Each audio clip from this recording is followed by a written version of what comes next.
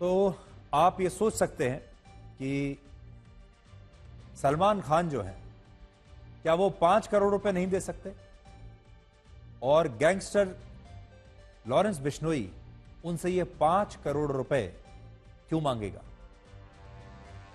अब आप ये देखिए कि कनाडा में खालिस्तानियों की हत्या से लेकर मुंबई में बाबा सिद्दीकी और पंजाब में सिद्धू मूसेवाला की हत्या कराने में लॉरेंस बिश्नोई का नाम कैसे आया, और लॉरेंस बिश्नोई जेल में नजरबंद होकर भी अपने गैंग को कैसे ऑपरेट कर रहा है। आज सोचने वाली बात जरा यह भी है, आप भी ये सोचिएगा कि वो साबरमती जेल में बंद है और जेल में रहते हुए भी वो कैसे इतने लोगों की हत्याएं करवा रहा है, कैसे अपने गैंग को ऑपरेट कर रहा है, कैसे वो जेल में रहते हुए अपने वीडियोस बना लेता है। आप सोचिए कि उसके गुर्गे जो हैं वो तो बाहर आकर इंटरव्यू दे ही रहे हैं, जो थोड़ी देर पहले हमने आपको दिखाया।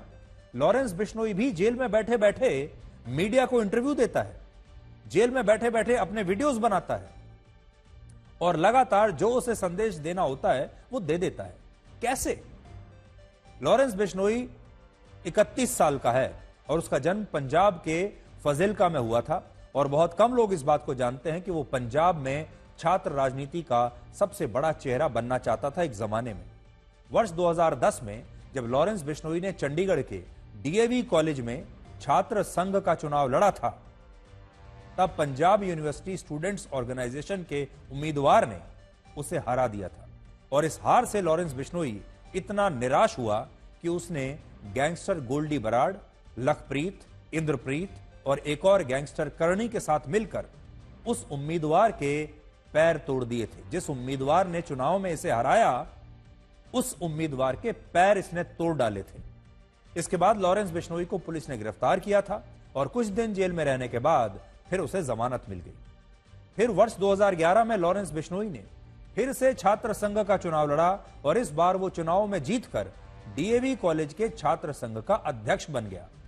लॉरेंस बिश्नोई की ख्वाहिश थी कि पंजाब के सभी कॉलेजों में उसकी पार्टी के छात्र नेता अध्यक्ष बने, और इसके लिए उसने खून खराबे का सहारा लिया, और यही खून खराबा उसकी महत्वाकांक्षा और उसे अपराध की दुनिया में यह महत्वाकांक्षा ले आई। छात्र राजनीति के दौरान हत्या की कोशिश, अपहरण और रंगदारी के मामले में जब जब लॉरेंस बिश्नोई की गिरफ्तारी हुई, तब तब वो नए नए गैंग्स के संपर्क में आता चला गया। नए नए गैंगस्टर्स उसके दोस्त बनते चले गए और उसका अपराध का दायरा तेजी से बढ़ता चला गया। और आज वो पिछले 1 साल से गुजरात की साबरमती जेल में बंद है, जहां उसे एक अंडा सेल में नजरबंद करके रखा गया है।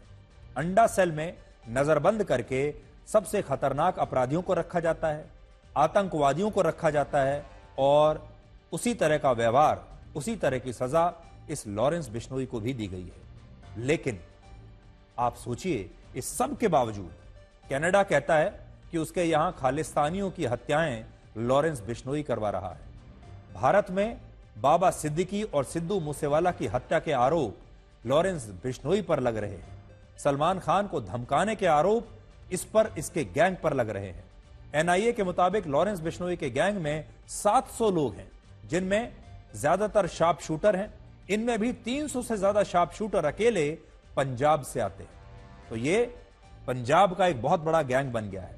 इसके अलावा कुख्यात गैंगस्टर गोल्डी बराड़, सचिन थापन, अनमोल बिश्नोई, विक्रमजीत सिंह, काला जेठड़ी और काला राणा भी अब लॉरेंस बिश्नोई के साथ काम करते हैं, और इन सभी गैंगस्टर्स ने नेताओं की तरह ही अपना एक गठबंधन बना लिया है। तो जैसे आपने देखा होगा, राजनीति में कई पार्टियां मिलकर एक गठबंधन बना लेती हैं। बड़ी पार्टी, छोटी पार्टी, अलग अलग जातियों की पार्टियां होती हैं, अलग अलग धर्मों की पार्टियां होती हैं, अलग अलग राज्यों की पार्टियां होती हैं, और फिर ये पार्टियां चुनाव से पहले गठबंधन कर लेती हैं और फिर चुनाव लड़ती हैं।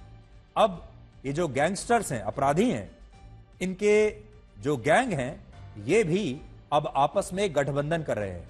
कोई गैंग पंजाब में बहुत मजबूत है, कोई राजस्थान में बड़ा मजबूत है, कोई महाराष्ट्र में बड़ा मजबूत है। इन सब के अपने अपने इलाके बटे हुए हैं, इन सब का अपना अपना एक एक्सपर्टीज है, और जो जिस हिसाब से सुपारी मिलती है, ये सारे लोग आपस में गठबंधन करके फिर उस प्रोजेक्ट पर काम करते हैं। आरोप है कि जेल के कर्मचारी और कई बार बड़े बड़े पुलिस अफसर भी इन गैंगस्टर्स को जेल से ऑपरेट करने में इनकी मदद करते हैं। और सोचिए, जब लॉरेंस बिश्नोई पंजाब और राजस्थान की जेलों में बंद रहते हुए भी बड़े बड़े टीवी चैनल्स को इंटरव्यू दे सकता है, तो वो जेल में भ्रष्ट अधिकारियों को खरीद के क्या क्या नहीं कर सकता। और जिस इंटरव्यू की हम बात कर रहे हैं, इसका मोहाली अदालत ने स्वतः संज्ञान लिया था और इस इंटरव्यू के होने के बाद जेल के कई अफसरों की भूमिका की जांच अब भी चल रही है। अदालत ने कहा कि जेल में रहते हुए, सजा काटते हुए एक इतना खूंखार अपराधी आखिर इंटरव्यू दे कैसे सकता है? उसके पास फोन कहां से आया, इंटरनेट कहां से आया, कैसे उसने जेल से बैठकर लाइव इंटरव्यू कर लिया? किसी ने सोचा ही नहीं। और आज हमने उसी साबरमती जेल से आपके लिए एक ग्राउंड रिपोर्ट तैयार की है, जहां बैठकर लॉरेंस बिश्नोई आज भी जैसे चाहे वैसे अपनी इच्छा के मुताबिक लोगों को धमका रहा है, सलमान खान को डराने की कोशिश कर रहा है, हत्याएं करवा रहा है और अपना नाम बड़े बड़े अखबारों में पढ़कर, हेडलाइंस में पढ़कर पूरा मजा ले रहा है। महाराष्ट्र की जानी मानी शख्सियत बाबा सिद्दीकी के हत्याकांड का जो मामला है वो पूरे देश में चर्चा का विषय बना हुआ है।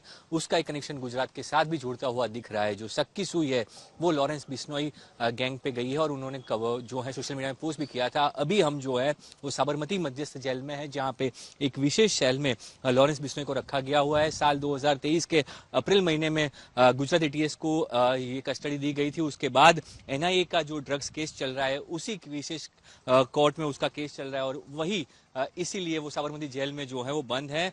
पुलिस सूत्रों की माने तो उसे वहां पे रखा गया है साबरमती जेल में, क्योंकि ये साबरमती जेल का एक स्पेशल सेल है, अंडा सेल जिसको बोला जाता है।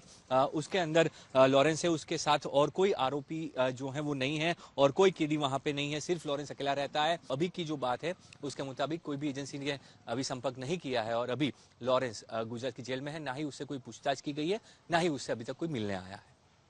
अहमदाबाद से कैमरामैन जयमीन के साथ ब्रिजेश जोशी, आज तक। तो हमारे संवाददाता जहां खड़े थे, उस बड़ी सी दीवार के पीछे साबरमती जेल है और उसी दीवार के पीछे कहीं लॉरेंस बिश्नोई भी बैठा होगा।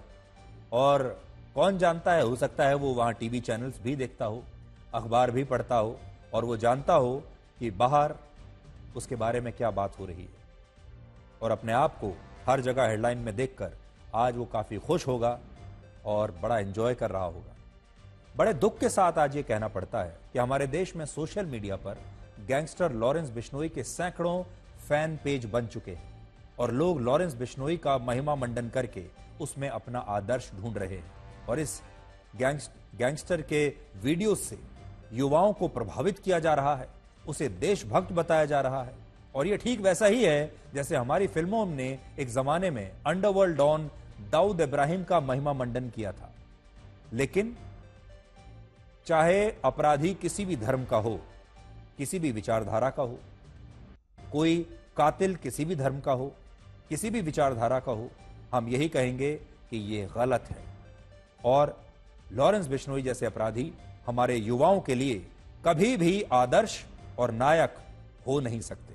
अपने युवाओं से भी हम आज ये कहना चाहते हैं कि लॉरेंस बिश्नोई के बहुत सारे वीडियोस आप तक पहुंचते होंगे सोशल मीडिया के जरिए, फेसबुक पर आते होंगे, आपके व्हाट्सएप पर आते होंगे, जहां वो देशभक्ति की बड़ी बड़ी बातें भी करता है कई बार। लेकिन अगर आप चाहते हैं कि आपका जिंदगी, आपका जीवन भी, पूरा जीवन अगर जेल के पीछे, सलाखों के पीछे बीते, तो फिर आप उससे फॉलो कीजिए। लेकिन अगर आप चाहते हैं कि आप अपने परिवार के लिए कुछ अच्छा करें, इस देश के लिए कुछ अच्छा करें, तो फिर आपको क्या काम नहीं करना है, किसकी तरह नहीं बनना है, तो वो है लॉरेंस बिश्नोई। आखिर में हम यही कहना चाहेंगे, लॉरेंस बिश्नोई ने बहुत कोशिश की कि वो सलमान खान को डरा दे, लेकिन सलमान खान को अभी तक डरा नहीं पाया। सलमान खान के डरने के कोई सबूत दिखाई नहीं देते। सलमान खान को जो करना है वो कर रहे हैं। सलमान खान आज भी शूटिंग कर रहे हैं, शूटिंग पर निकले हैं। और जिस दिन बाबा सिद्दीकी की हत्या हुई, उस दिन भी सलमान खान बाबा सिद्दीकी को देखने के लिए खुलेआम इस पूरी धमकी के बावजूद अस्पताल पहुंचे। उसके बाद अगले दिन बाबा सिद्दीकी के घर भी गए, उसके बाद आज अपनी शूटिंग पर भी गए। कहते हैं लॉरेंस बिश्नोई ने 5 करोड़ रुपए मांगे हैं। 5 करोड़ रुपए सलमान खान के आधे दिन की कमाई है, चाहे तो अभी दे दें 5 मिनट में। और लॉरेंस बिश्नोई भी इस 5 करोड़ रुपए का क्या करेगा? इसलिए बहुत सारी चीजें ऐसी हो रही हैं जिनके बारे में हमारे देश के लोगों को पता नहीं होगा, लेकिन कोई तो है जो इस सब के पीछे है और जो चाहता है कि लॉरेंस बिश्नोई को लोग अपना हीरो मानने लगे।